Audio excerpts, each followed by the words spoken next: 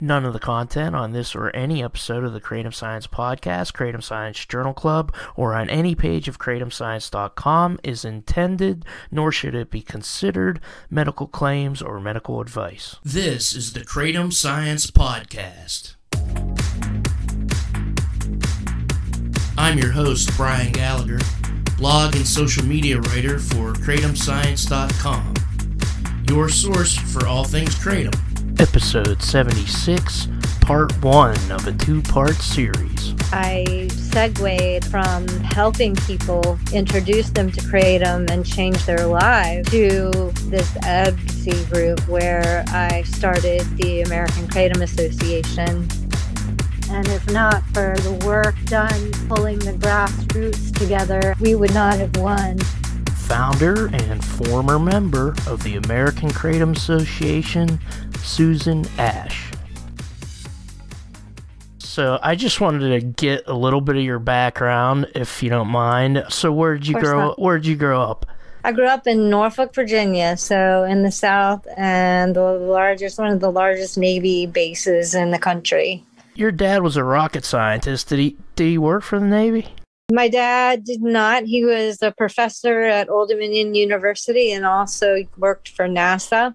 Okay. And in fact, he is a rocket scientist. He just retired at age 80 and retired from teaching. One of his great discoveries occurred in the 1970s, and he just developed a way to make oxygen from the Martian atmosphere so that astronauts don't have to bring fuel with them or oxygen to breathe. And his invention, they named it MOXIE, and it proved to be a success in the latest mission to Mars just a few months ago.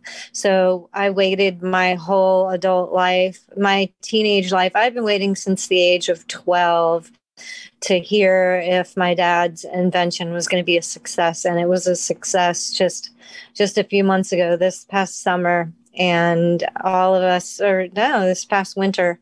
And so my family celebrated just before his 80th birthday, and then he turned 80, and he is still doing research to this day. That is awesome. So that is so cool. So he came up with the theory, and it was just put into practice. Exactly. Yeah. He came up with the theory, and it was expected to be successful based on what they knew about the atmosphere, and it was successful.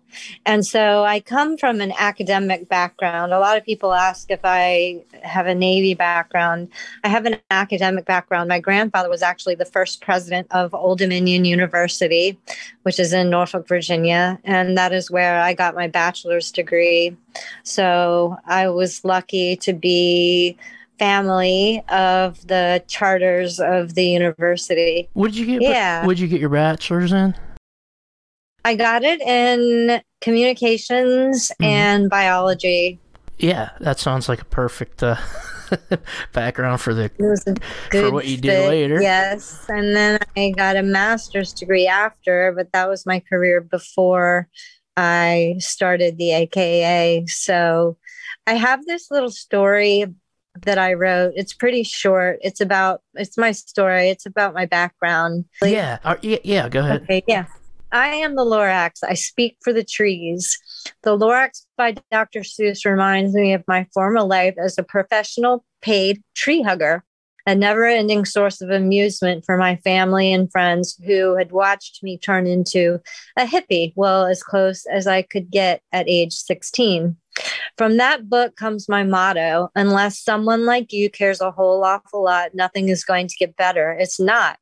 I used to speak for entire forests, large ecosystems our whole planet depends on. When I went into the kratom issue, I spoke for one tree that saved my life and for the right to purchase and consume it as I choose. I was born and raised in Virginia, and I began my career over 25 years ago as a park ranger in Bryce Canyon National Park, Utah. I'd received my bachelor's of science from Old Dominion University, like mentioned, and was already a budding environmentalist, having founded ODU's first environmental club. I spent 3 summers proudly wearing my Smoky Bear uniform, surrounded by the majestic beauty of a park owned by the American public. A lifelong obsession of mine began with protecting public lands and natural resources. And I left Bryce in pursuit of a Master's of Science in Forestry from the University of Missouri-Columbia. Degree in hand, I went out west to spend many years living my dream of getting paid to literally save the earth.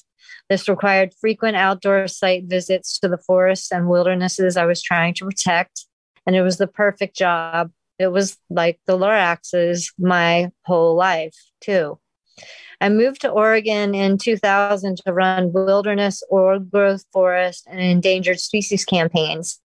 But I began experiencing a myriad of inexplicable health problems that ranged in severity, and I was diagnosed with fibromyalgia and treated with heavy narcotics, a lot of narcotics. Not only did they work, they gave me energy, they decreased my crippling anxiety, and they made me happy. Every time I had a prescription filled, I felt like I'd hit the lottery. And 2008, plagued with too many symptoms to list and getting sicker and sicker, I became unable to care for myself.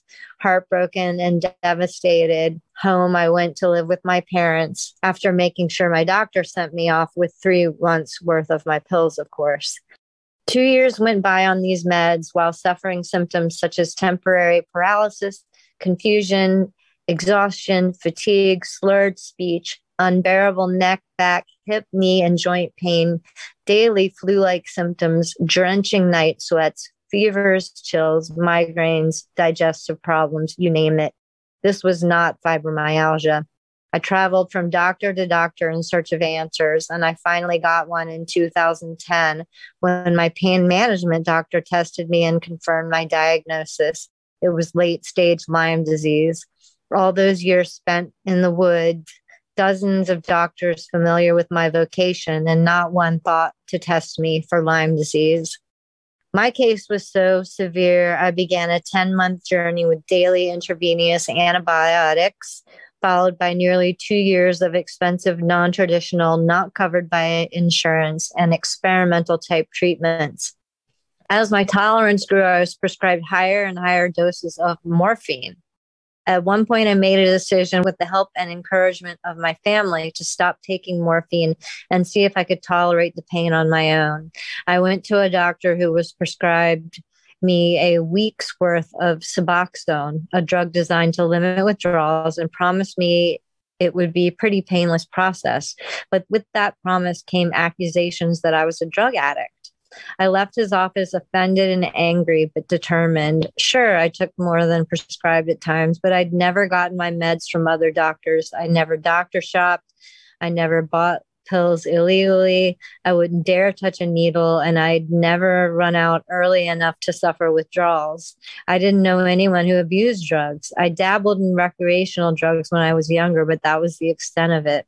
The doctor neglected to give me proper directions for Suboxone. I took it before I had withdrawal symptoms, and my body went into precipitated withdrawals that lasted 10 full excruciating days. I was convinced I was going to die, and if I didn't, I wanted to. I thought I was losing my mind. You'd think that entire experience would have sworn me off narcotics for good, but my pain was just too severe. And in 2010, I went running back into pain management. I was prescribed even more powerful drugs. And for the first time in my life, I started running out early and getting a monthly quote unquote flu that always lasted 3 to 5 days. That's when I discovered Kratom. Of course, we know the leaves of the kratom tree come from Southeast Asia. It's in the coffee family. They've been used for hundreds of years to treat opiate withdrawals and pain, among other things. And it was suggested to me in an online support group for Lyme disease to avoid withdrawals. I ordered it online and it worked. But I kept going back to the pain clinic. I kept getting newer and stronger medicines. And then it all came crashing down around me.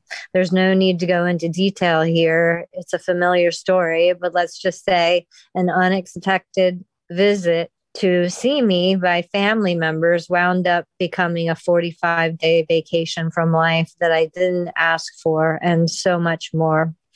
I still suffer many symptoms from Lyme disease. Pain, fatigue, chronic nausea are the worst of them. It's been a struggle to get up and out of bed for a long time. I was done with pain and fed up with the side effects associated with addiction issues of prescription narcotics. I needed something to help me. I remembered Kratom. I'm a scientist, so I researched the dangers and risks, and I came up with the following information. This is what we're all familiar with. It's an all-natural, safer alternative to opiate pain medications and other prescription drugs, causes few side effects, and unlike opiates, does not cause respiratory depression, which can be deadly. Yeah. With daily use, you can develop a dependency, as with almost anything, but it's hard to become addicted to Kratom. If you stop use abruptly, like its familiar family member, coffee, it can lead to withdrawal symptoms, but it's nothing like opiate or addiction that I've been through in my life. So I decided I would use it wisely, responsibly, take breaks, and always have a plan in place to taper down and off in order to avoid any discomfort. When I wrote this, I wrote 6 months ago, so this was quite a long time ago. I weaned myself off a month's worth of high-dose Oxycontin and Dilaudid prescribed after major surgery, painlessly using Kratom alone, and I never went back to prescription pain medication again.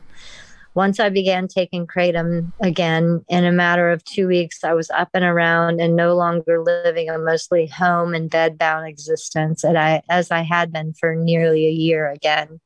It relieved my pain, yes, but it also helped the anxiety and depression I've suffered my whole life. Kratom improved my quality of life so much that I can't imagine what I would do if it were to become illegal in the United States. Without it, I truly feel I'm as good as dead. It's my goal in life at the time, again, when I wrote this, it is my goal in life right now to help people like me who wish to turn away from deadly narcotics and other prescription drugs to Kratom for help with pain, depression, anxiety, and or addiction issues. As I said in my introduction, I am the Lorax. I still speak for the trees, only this tree is a little different from the ones I used to speak for. And I do care. I care a whole awful lot. So I know things are going to get better. This is my story. If you have a similar one, I'm sure you're in the same boat with me. I hope you have found Kratom. And I hope, like me, it's changed your life. All right. That was awesome. I think we covered your background now. Yeah. What year was it when you first discovered Kratom? 2010. 2010. Okay. 2010, and it was an interesting discovery because I was in a Lyme disease support group, and someone I'd never met sent me a private message. I made a post describing the withdrawals that I was having. I told my group that I had run out of my narcotics and I was in withdrawals and I was in excruciating pain and I didn't know how I was going to make it through. And one of the Lyme disease support group members sent me a private message saying, "Have you ever tried this thing called Kratom?" And I had no idea what she was talking about. It kind of gave me a weird vibe because she told me I had to talk to her before trying it. And so I was really hesitant at first, but a few weeks of going through withdrawal and you'll try anything. And I wound up talking to her, and that's how I found Kratom. There were only a few online sites at the time that you could buy Kratom, and she recommended one to me. She told me the instructions on how to use them, and it worked. It really worked. It saved me from withdrawals. It saved me from pain. But again, that was back in 2010, and I still went back to narcotics after I discovered Kratom for a while. And do you still use it? I don't use it right now. Yeah. I don't feel that I need it right now. I use it occasionally on high pain days. my illness has come a long way, and it still has a long way to come. But my pain is pretty well managed, and I have different needs than I did when I started using Kratom. But I used it for a solid 5-6 years without having to use a narcotic.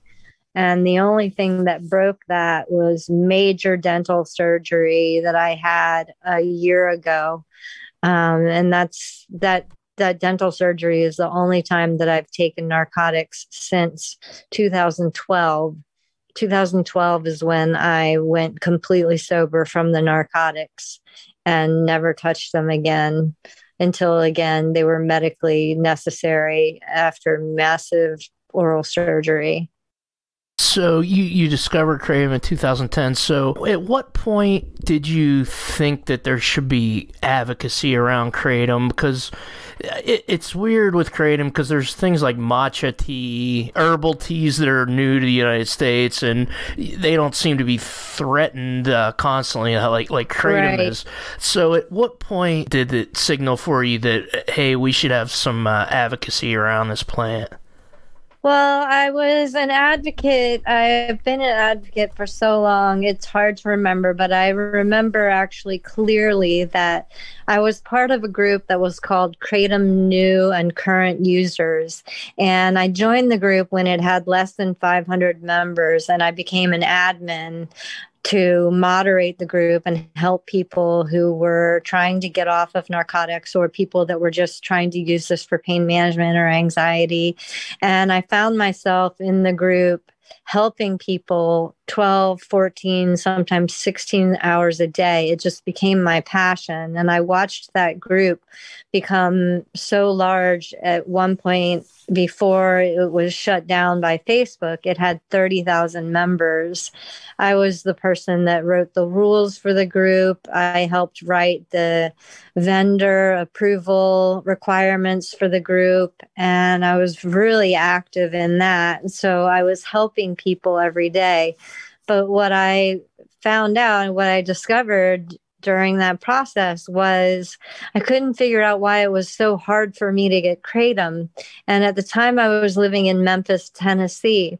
I had no idea Kratom was illegal anywhere, let alone the very state that I was living in. And that's what made me turn from someone that was helping people on a daily basis to an actual advocate.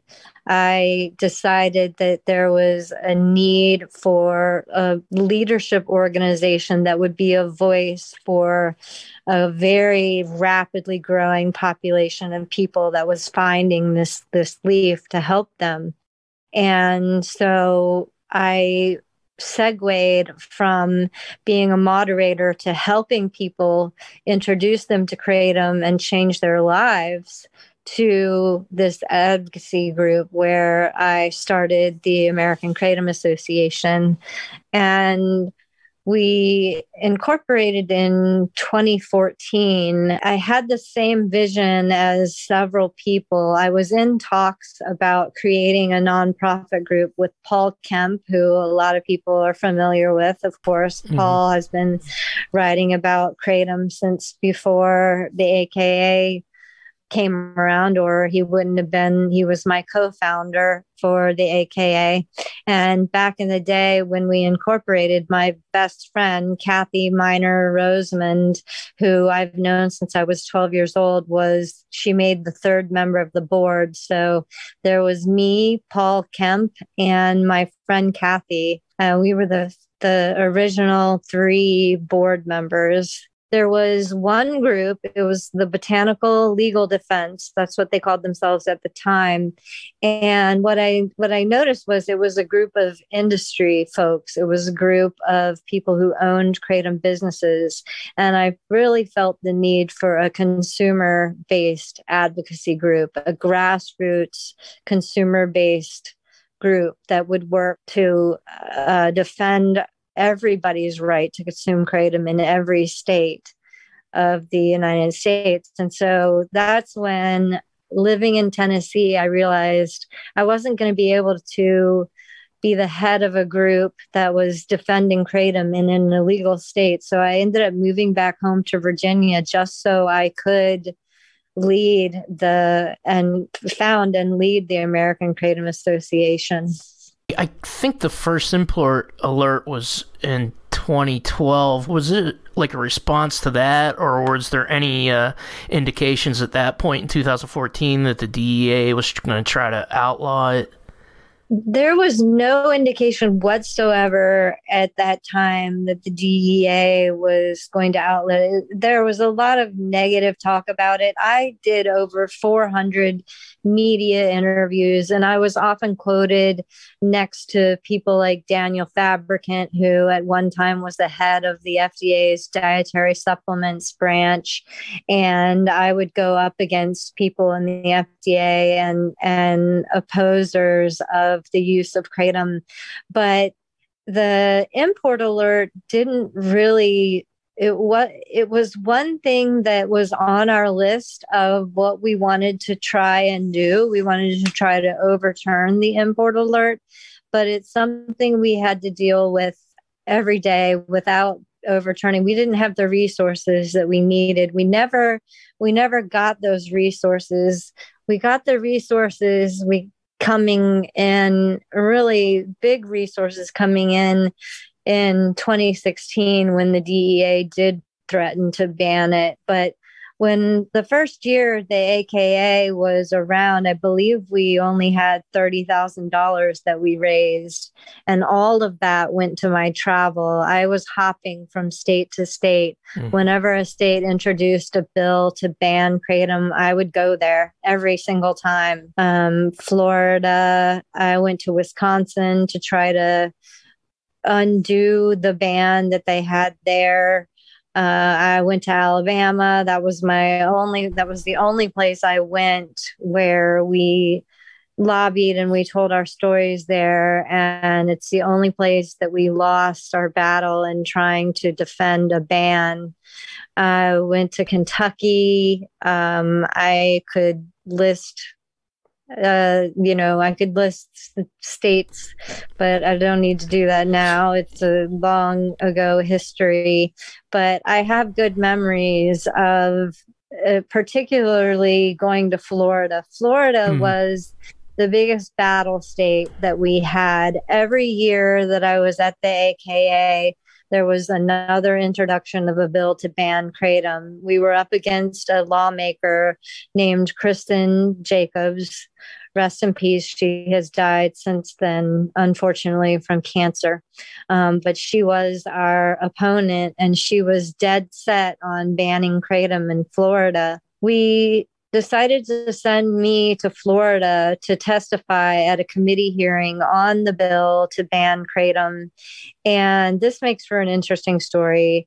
The airline canceled my flight because they didn't have the crew to send us to Tallahassee. I was going from Norfolk, Virginia to Tallahassee, Florida. So not two big areas, two very small areas to travel from. And my flight was canceled. So I had only a few minutes time the next day to try to make it to the hearing, and I made it just as they called the last person. I opened the door and the last person had spoken, and people started getting up and leaving. And I had flown all the way to Tallahassee just to go and testify at this hearing, and I missed it. And I was just beside myself. I said, well, I'm here and I'm not going to waste this time. I'm going to go introduce myself to the bill's sponsor, and I'm going to let him get to know me, get to know my story, and see if I can change his mind. This was the person in the Senate who introduced the bill. It was Senator Greg Evers at the time. And he also, unfortunately, has passed away since then. But he decided that he would wait for me. He would let me wait outside his office all day until he had some time. And it wasn't until 5:30 that he decided to take a break. And he said, you can follow me while I take my break. I don't know how much time I'm going to give you, but follow me down while I take my break. and you can give me your spiel, and I'll give you my break time, is basically what he said. And it was 5:30 in the evening. So I had waited that entire day. The hearing that I missed was at 9 a.m. I waited that whole entire day to speak with him. I went around and I talked to some other offices. Nobody was there. I talked to staff mostly, but it was Senator Greg Evers that I really wanted to talk to. So on his break, I started telling him my story, and it resonated with him because he had family members and acquaintances who had struggled with narcotics themselves. And we ended up spending 2 hours together that day, not just his 5-minute break. He gave me 2 hours that day.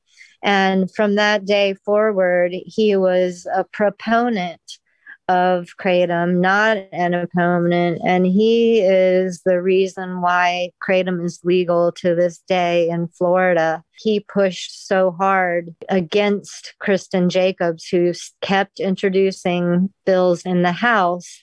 And he kept making her not able to make her ban into law because he was the committee chair that the Senate bill would have to go through. A lot of people get confused about this lobby stuff. So let's just say there's got to be 2 bills, one in the House and one in the Senate. No matter what state you're in, there's got to be 2. And it's got to pass both the House and the Senate to become a bill. And then it has to get the governor's signature to become a law. So every time she tried to pass it in the House, he would defeat it in the Senate. And so we never saw a ban in Florida. And that was one of my proudest moments. During that trip, I caught the eye of a major, major vendor who comes into play later in this story about the resources that were donated to the AKA. I forgot to mention, though, there's a humorous component to founding the AKA. My good friend at the time was Sebastian Guthery, and he was the owner of a pretty big Kratom company at the time. It was called Eden's Ethnos, and he ran a site called Kratom K, and he also started a Facebook group called Free Kratom to free, I don't remember. It was something about giving away free Kratom, and he gave away at least 10,000 samples of Kratom to people who were willing to be advocates for Kratom. And he had the same idea of having a consumer-based nonprofit, but I didn't know this. I didn't meet him until after I had already met Paul Kemp, and I had already been talking to other people about starting the group. But when I was in Tennessee, I had so little money that I had to reach out for Sebastian to help pay for our legal papers to become a nonprofit. And it was so little money, it's embarrassing. I think it was like $125 that I didn't have. And so I called Sebastian, and he was like, "Of course I'll help you." And we didn't have a name at the time. And he and I spent hours going over, okay, how about this? How about this? How about this? And I really, in my mind, I wanted a perfect acronym. And it was Sebastian who suddenly said American Kratom Association and AKA. And I was like, that is absolutely perfect. That is what we're going to go with. And so it was Sebastian Guthrie who actually named the organization, not me. And then he got the papers, and then he stepped away, and he never tried to manage the organization again. I was very, very strict about the management of the organization. I didn't let anyone who owned Kratom companies or who sold Kratom, I didn't let them be involved in any management decisions, or I didn't let them influence any of the decisions that AKA made ever. I was very, very strict about that. But my trip to Florida caught the attention of a person who was on his way to having a company that was going to make $10 million off a kratom product.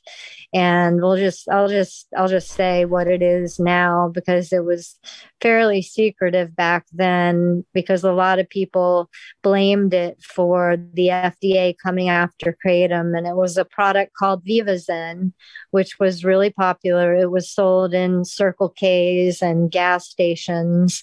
Why do you think the states started passing bans? Did it go along with all the new drug craze with like Flocka, bath salts? They kind of thought that it was along the lines of those things, even though it's not. It's completely different. All of the states that had banned kratom by the time we founded the AKA and launched the AKA were victims of these synthetic drug bills. They just didn't know what kratom was. And it sounded like illegal synthetic drugs. It sounded like bath salts. It sounded like those kinds of things. And it was something that was really popular in head shops, in tobacco shops. That's where it gained its popularity.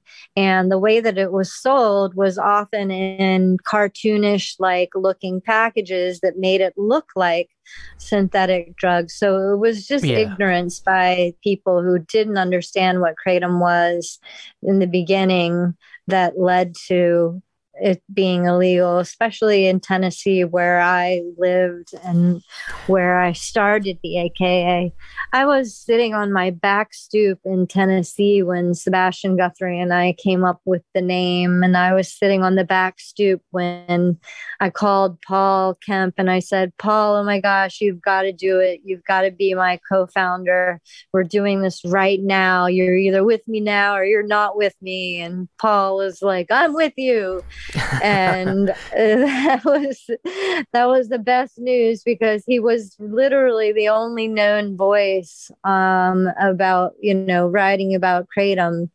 And then I needed a third, and I thought I was going to be moving to Colorado.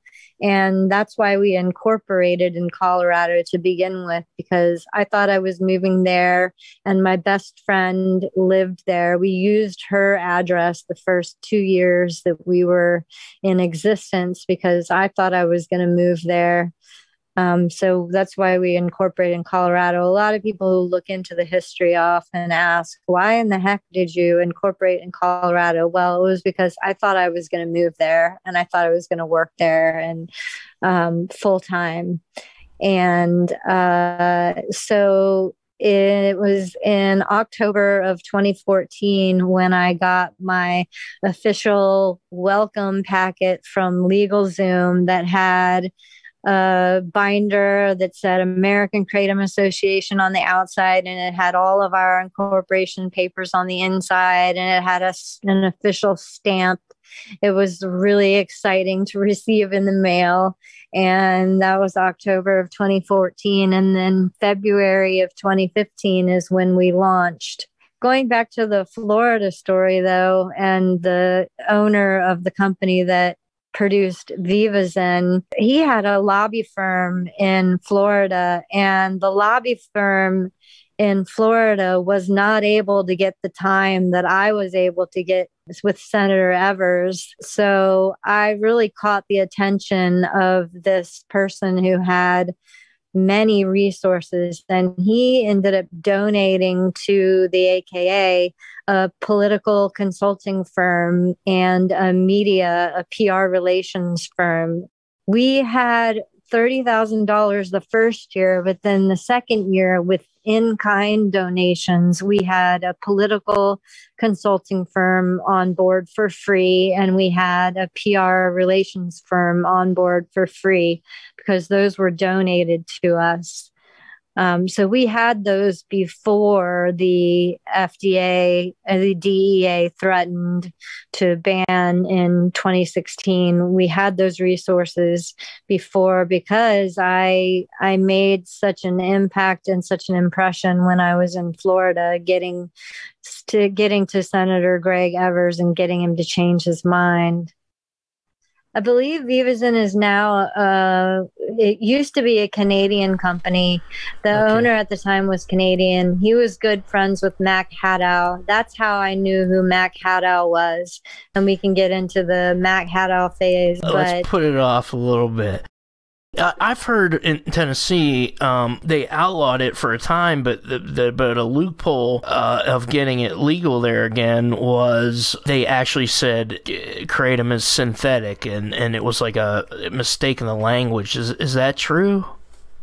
Yes, that's true. Okay. And you'll hear different stories with different people, but it's basically true that they flipped their decision and it's no longer illegal in Tennessee. When you started AKA, now it was classified as a nonprofit. There's a difference between like 501c3, 501c4, and yes. What is that difference, and why was it one instead of the other? So 501c3 is mostly an educational organization, and it's nonprofit, so you can write it off as it's tax exempt. So you can write it off, you can make donations and write them off because they're just doing education, and a very small part of their budget goes towards lobbying. We knew we were going to be doing a lot of lobbying, so we became a 501c4, and the C4 is for nonprofits that know they're going to be doing a lot of lobbying. You can't write them off as being tax exempt. That's the main difference between those two. So as much as we wanted to be a 501c3, we knew we weren't going to be spending most of our time doing education. We knew we were going to be out there lobbying and battling ban bills. It seemed like the first 2 years, all I did was hop from state to state defending kratom. Like I mentioned some of the states before, but I'm remembering Georgia and Louisiana and different states where we went to either try and reverse bans or to make sure that bans didn't get into place. And in our history, while I was with the organization, I mentioned the only place we lost where we went and we told our stories was Alabama. And that was a big loss. That was a big disappointing loss because we had a lot of great volunteers that went there. I even spent a week there, and we really worked our asses off. And that was just... it was against us. The odds were against us in the beginning. They had the sheriff, and they had law enforcement, and they had the recovery industry opposed to us, and it was just a losing battle from the start. So that was a bummer. But every single state we went to where we told personal testimonies and where bills were introduced to ban kratom, we wound up on the winning side. We wound up keeping it legal, except for Alabama. So we proved ourselves to be a worthy organization within the first 2 years. And that was, before the August 31st, 2016 announcement that came. We really wanted to focus on education. We were hoping to focus on preservation of natural resources, but we never got to that because we were putting out fires. It was literally a game of whack-a-mole. Every time we put one ban bill to bed, another one would pop up. And every year when states would start their legislative sessions, which they do every year, some states are every other year, but it's always the beginning of the year, we felt like we were playing a game of whack-a-mole, going from state to state to overturn attempts at banning. North Carolina was a big state back then that tried to ban it. What year was that? That was in 2016. Okay. I was already back in Pennsylvania. I lived there for 12 years. Yeah, that was way back. Yeah, no, that was 2016, And we had a very, very influential advocate back then in a woman named Elizabeth Gardner, who she started a couple of kava shops during that year, and she helped hire lobbyists to go in North Carolina to make sure we didn't lose North Carolina, because that would have been a huge loss, and that would have really influenced a lot of other states. Yeah. But we were always putting fires out, and it felt like if we weren't fighting a ban in a state, then we were fighting problems with the import alert. Every year, people thought the import alert was new because, as you know, they republish it with new names every several months verbatim, or so. Pretty much. It's verbatim. It's about once a year they do a big one, I think. Yeah. It used to be every 3 months or so they would add more companies on the import alert list. And there was one year that they had a really big seizure. It was either 2015 or 2016. They seized about $1.5 million worth of kratom because of the import alert. And they put a big company out of business. I don't remember the name of the company, but it felt like in those first few years, and it has felt like since then, it seems like that it's a game of whack-a-mole. One state gets the idea they want to ban it, and it's like a wildfire spreads to another state. What groups are mostly leading the charge for a ban? Is it other moneyed interests that think kratom's going to compete with their product? Or, a lot of people think it's big pharma. I think it's the herbal supplement industry. Yeah. I think that's the biggest competitor. I think those are the ones that want to see this illegal. And they're the ones that in 2012, I think it was, they wrote a letter to Daniel Fabricant, who was then head of supplements for the FDA. They wrote a letter to him saying they thought that kratom was dangerous and that it shouldn't be imported into the United States. And soon after he received that letter, the import alert took effect. So it was, and he was also from the supplements industry. He was from the Natural Products Association. Yes. So it was like such an obvious case of revolving door, the fox guard in the hen house type of thing. Very much so. And it was the 3 largest dietary supplement organizations, trade industry groups in the country that wrote this letter. There was only one organization that didn't write it, and was that they were actually proponents. They were actually on our side, and that was AHPA, the American Herbal Products Association. We had them on our side, and they helped us when it came to the ban. They wrote a letter in support of kratom. So 3 of the 4 major dietary supplement trade industry groups were highly, highly opposed to kratom, and they got their wish. They got the import alert in effect. And the 4th, the American Herbal Products Association, was with us and worked with us and helped a great deal. Are they still active with kratom?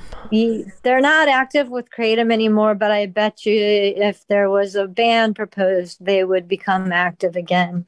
I kind of wanted to talk about like the lead up to the DEA thing. How early before that announcement did you get any indication that the DEA might be considering Schedule 1? Was it just at that announcement, or we had you heard before? Absolutely no clue. In fact, we thought the announcement was fake. We thought it was a joke at first. And the way that I found out about it is I woke up first thing in the morning. What I did every single day was, the AKA was largely a group that was active on Facebook. That was our main organizing grounds. And so, like I did every single morning, I woke up and the first thing I did was check my messages on Facebook, my direct messages, and I had a message from an acquaintance, someone I didn't know very well, but he said, "Hey, Susan, have you seen this? And do you have any idea if it's real?" And I clicked the link and it was to the Federal Register. And the moment I saw that it was to the Federal Register, my heart just sunk. I mean, I knew there was no way that it was fake. Mm-hmm. I knew it was real. And at that time, we had our in-kind donated political team called National Strategies Incorporated. And so they go by NSI.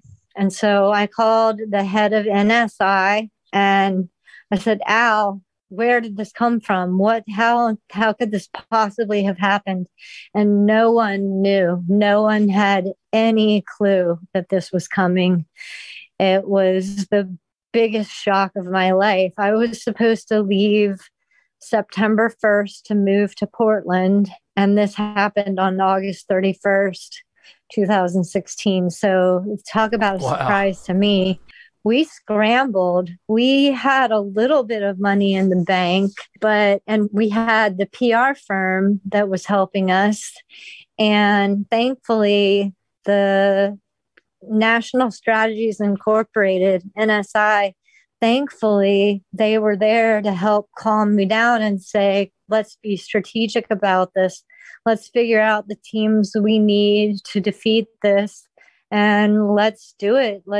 We're not going to just let this happen. We're going to put up a fight." They are the ones that organized a week's worth of auditions, I would say, but a week worth of interviews for firms that we knew we needed on board. We knew we needed a public relations firm. We knew we needed a legal law firm. We knew we needed the National Strategies Incorporated, which was the political resource firm. And then we knew we needed lobbyists. And we knew we needed senators. And we knew we needed Senator Orrin Hatch. So Senator Hatch is where Mac Haddow comes into the picture.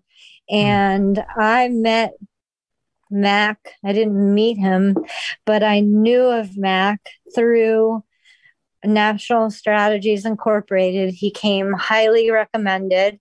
He was the only lobbyist in the country familiar with kratom, the only one. He was the only lobbyist in the country that was working on kratom who knew anything about it. And he just so happened to run Senator Hatch's first Senate campaign, and I think it was 1978. Yeah. So he was close to Senator Hatch. So we did our series of interviews and we came up with a variety of firms. No law firm would give us over a 5% chance of winning this. And these were law firms that wanted us to hire them. And they wouldn't give us more than a 5% chance. Even the one that we hired was a little bit more positive, a little bit more than 5%, but not much. We were given really bad odds. This was like taking on the largest drug enforcement agency in the country. And it had never been done before in history like Fuck this. Yeah, no, it hasn't. So, yeah. And this was at the end of August and September that you were amassing all this legal and lobbyist firm help after the DEA announced. September, I believe it was September 17th, we already had a march to Washington under our belt. I mean, that's how fast things went. But go ahead. What period of time did you go on the doctors and they were filming Leaf of Faith? Because a lot of people like the first time I was hired to write for Kratom Science, the first thing I did was watch with Leaf of Faith. This was still prior to. So the Doctors was later. No, the Doctors was earlier. So we're still in the early period before the DEA came out with this proposal. The Doctors episode aired, and that was the episode where myself, Chris Bell, the director of A Leaf of Faith, and Dr. Murray Holcomb, who was an advocate to the core for us, he would show up wherever he was needed, and he basically told me he would go wherever I told him to go. Even after I left the AKA, he was committed to me because I was the only person who ever answered the phone when he was trying to call and find how he could get involved in the fight. And we needed doctors on our side. We had very few doctors at the time. We had very few medical professionals at the time that would speak out for Kratom. And he had a son who had a personal story. So we all went on the Doctors together. It was a bit of a joke. I was not given much time to speak. Yeah. The only question TV. I was asked on that show, I get all prepared. They tell me to get ready to tell my story, get ready to tell my background, get ready to tell all of this. The producers spent hours with me, and we get on the show, and the only question I'm asked is, where do you buy Kratom? And it was just such a letdown for me. And every time I tried to speak, I was basically given the hand. Daniel Fabricant, who again was the head, not at the time, he was with the National Natural Products Association by then, but at one time he was head of dietary supplements. He was in the Natural Products Association. Then he became head of dietary supplements at the FDA. Then he went back through the revolving door and he became CEO of Natural Products after he had instituted or at least worked on the Kratom import alert. But he was on his doctor show, and you can see it on YouTube. I'll put the clip in the description. And basically, everybody on the Kratom side, Chris Bell, Dr. Holcomb, and you come off as sincere, and these guys come off as cocky. Yeah, they do. They come off as cocky bullies. And comments on the YouTube video are mostly positive for the Kratom side, and it's kind of like one of those things where this wasn't talked about. TV isn't the format to talk about it enough. Right. This was the first time we had national television exposure. It was the full deal. I was met at the airport by a limousine that took me to NBC Studios, or it might not have been NBC, but I think it was NBC.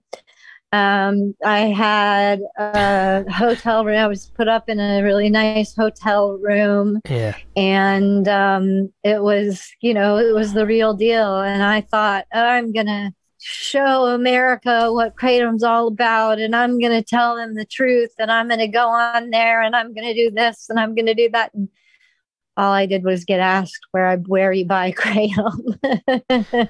Yeah. And of course, weird. The answer was online.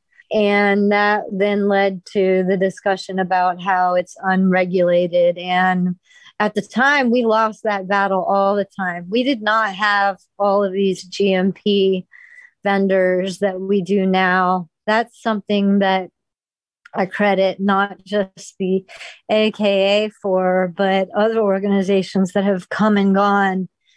They dedicated themselves to getting businesses GMP compliant, so that if the FDA had complaints about them, at least we were compliant. At least the businesses were compliant with their own regulatory requirements and guidelines. So so that was all before the DEA proposed its ban. And those were fun times, going to Los Angeles and going to Las Vegas, Nevada. That's where we filmed my part of A Leaf of Faith. Mhm. That was another highlight of me being at the head of the AKA at the time, was that I did get to be in A Leaf of Faith. That was one of my favorite things that came out of our advocacy at that time. There was a show on, now I forgot the name, Hamilton's Pharmacopoeia. So there were fun stories we did. It wasn't all negative. It wasn't all hopping, jumping, putting out fires. There were a lot of fun things. And one of the fun things was being a producer for the show that Hamilton's Pharmacopoeia did on Kratom.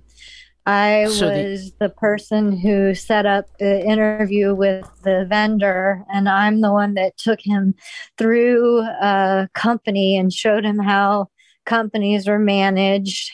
And I had on producer hat for a day. They gave me a microphone and that's cool. Whole setup to help produce the episode. It was really cool. I got to do a lot of fun things in the early days. Where was that? Was that in Indonesia or somewhere? No, he filmed part of it in Indonesia, but the part that I helped produce, the part that I helped produce was just outside of San Diego, where this company, it was actually Sebastian Guthery's company that they came and visited. It's all in the beginning. It's all about the danger. It makes it seem like there's a war going on in Indonesia over Kratom, and it makes it seem a little more. Or was that Thailand? I mean, I know the Thailand one because it was like he was going out and getting illegal Kratom, That's it. I've been reading a lot on Reddit back from that time that's like, this is never going to happen. It's going to be illegal. Were there like people panicking and mass buying? Oh, absolutely. Oh, yeah. Oh, heck yeah. Yeah, and I imagine like your funding blew up that year, and was that like hard to manage?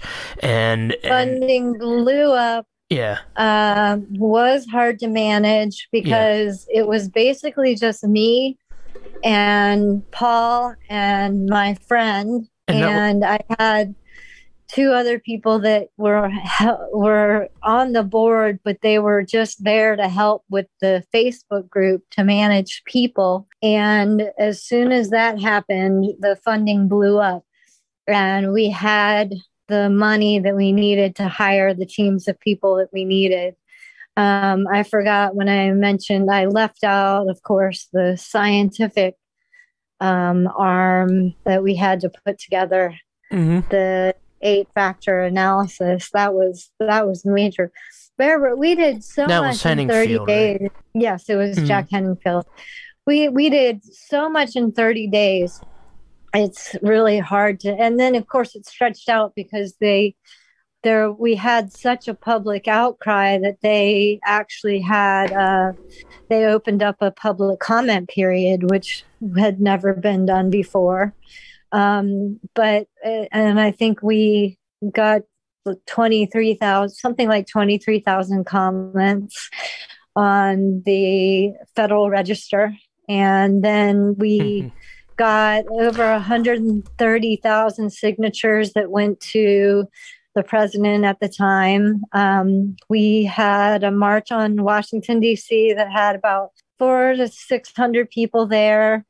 We did all of this in the first 30 days. And then in the time between the 30 days and the public comment period being open, and like I said, when we were doing the interviews for the law firms in particular, we were given 5% chance of winning something like this.